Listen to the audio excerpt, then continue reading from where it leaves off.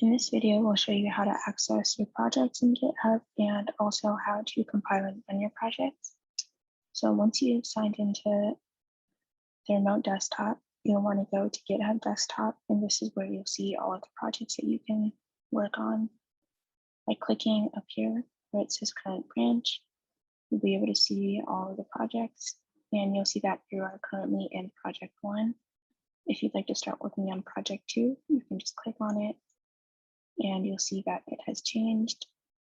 Once you have open VS Code, you'll see that here at the bottom left corner, it'll say project 2, which is what you have just switched into.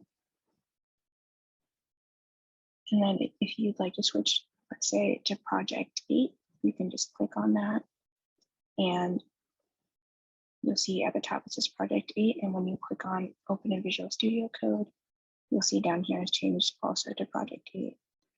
If you wanted to run this code in the current branch of project 8, all you'll have to do is click on this right here, compile.sh.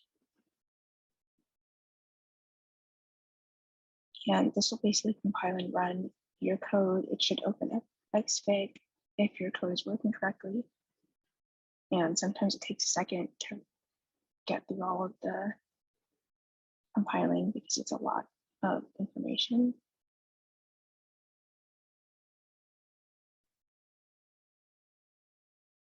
So Xfig open, and if you were to scroll through here, you should see any errors that you have in your code. One more thing to note is that sometimes when you're switching back to branches, you'll see this come up, which says switch branch. What would you like to do with the changes on this branch? You'll want to leave it on the current project you were working on. So leave my changes and then just click on switch branch. And that will make sure that you're not carrying over any changes that you've made to the new one that you're working on.